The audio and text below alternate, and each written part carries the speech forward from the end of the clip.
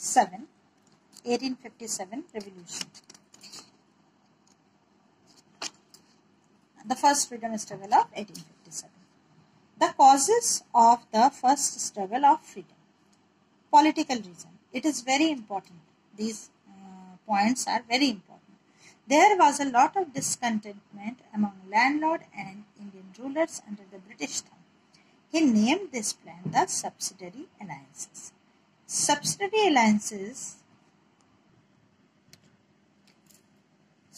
alliances वो उनका एक प्लान था जो कि जिससे वो लैंडलॉर्ड्स और इंडियन रूलर्स के बीच असंतोष पैदा होने पर भी वो ब्रिटिश के कंट्रोल में रहते। The doctrine of lapse, a policy of dissolution of states. Lord Dalhousie caused many Indian states to be a part of company empire. British took control of many states like Punjab, Sikkim, Satara, Jaipur, Sambalpur, Jhansi, Nagpur, etc.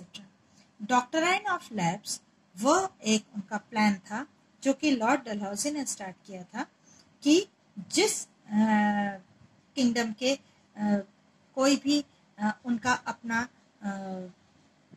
बेटा या कोई भी वारिस नहीं होगा और उन्होंने अगर गोद लेकर वारिस बनाया तो वह किंगडम वो अपने ब्रिटिश अपने कंट्रोल में ले लेंगे। ऐसा ही करके उन्होंने पंजाब, सिक्किम, सतारा, जयपुर, संबलपुर, झांसी वगैरह को अपने कंट्रोल में लिया था। नवाब ऑफ अवध और तंजौर एंड कर्नाटक को उन्होंने इस बात को लेकर अपने कंट्रोल में लिया कि वहां पर पॉलिटिकल अनस्टेबिलिटी है, वहां पर लोग स्वतंत्र नहीं है, खुश नहीं है, इसलिए उन्होंने इन सारे किंगडम्स को अपने कंट्रोल में ले लिया। British were disrespectful towards the last Mughal emperor, और वह लास्ट मुगल एम्परर को भी बिल्कुल इज्जत नहीं देते थे। ये सारे कॉजेस हैं असंतोष के, और वही कॉजेस आगे चलकर 1857 के स्ट्रगल, फर्स्ट फ्रीडम स्ट्रगल का रूप लिया। Attack of Indian languages, culture and it's tradition.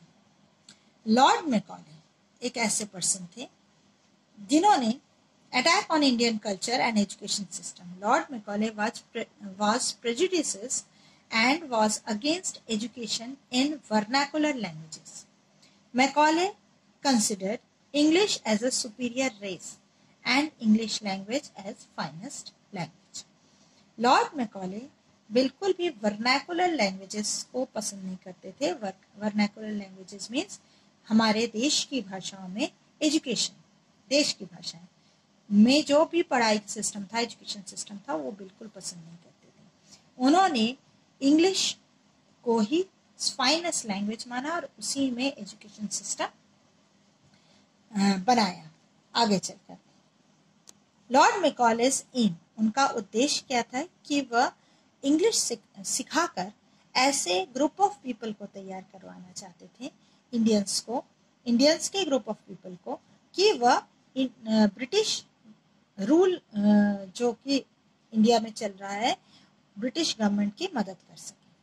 Macaulay was such a conceited racist that he recommended a ban on printing and translations of books in oriental languages. उन्होंने translation भी बंद कर दिया और हमारे इंडियन लैंग्वेजेस में जो print होते थे बुक्स, उसको भी बैन करवा दिया.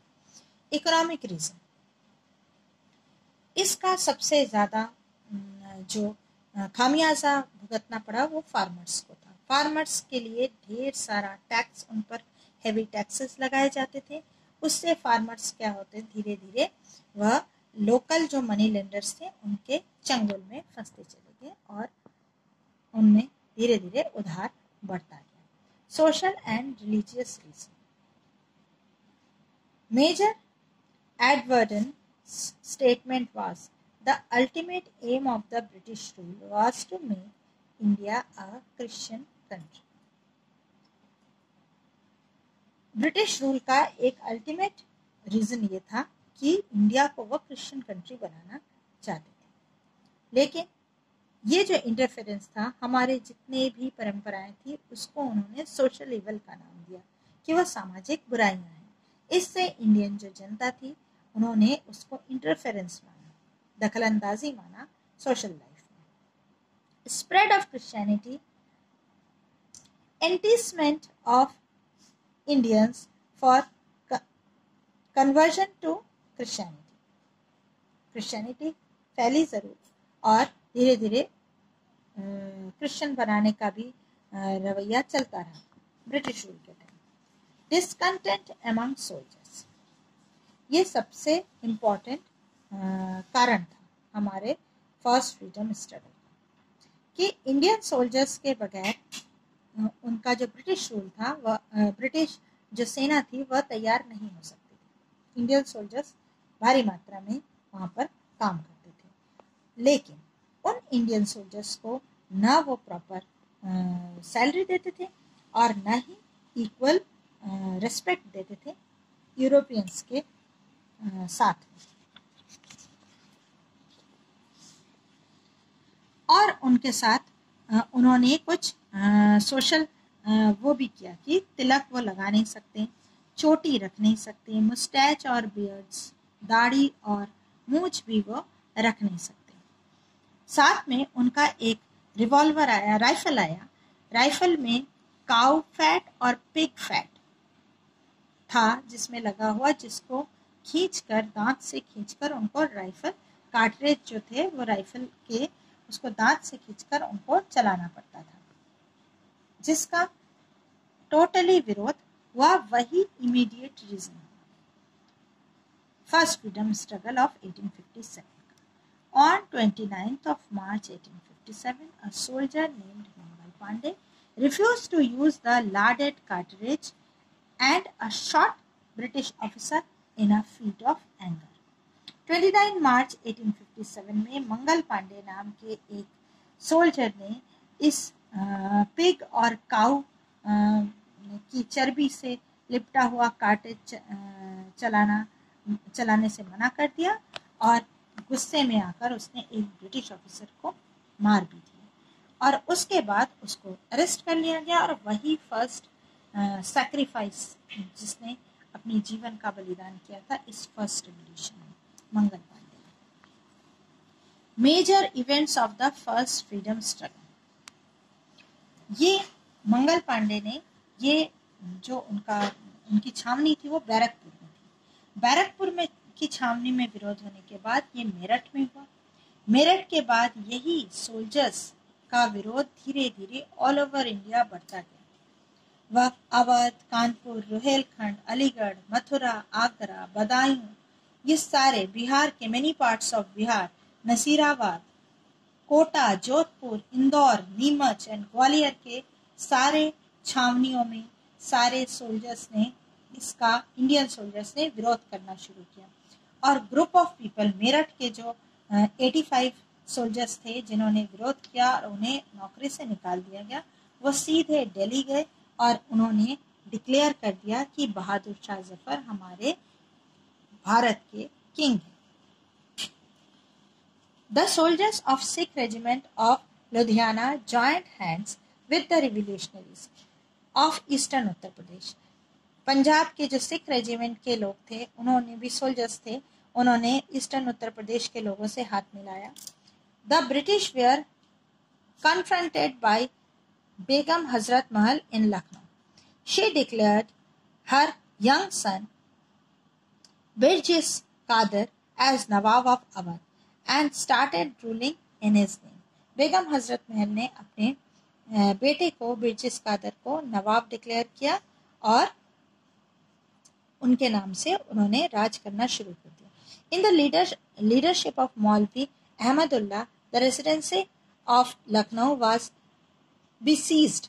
Khan Bahadur Khan led the rebellion against the British. British इस पर क्रोधित हुए और उन्होंने अटैक भी किया। During the entire revolt Hindu and Muslim fought together. Hindu Muslim मिलकर उन्होंने इस रिवॉल्यूशन में पार्ट लिया और अंग्रेजों के विरुद्ध लड़ाई की।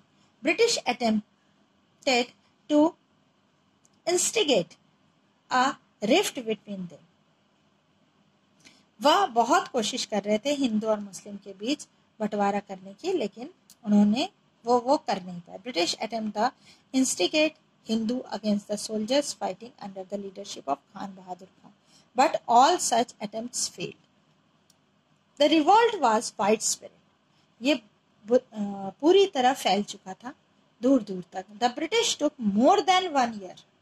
1 साल लग गया उनको इसे कंट्रोल करने में, लेकिन आखिरकार हम फेलियर हुए और by September 1857 they took control of Delhi again.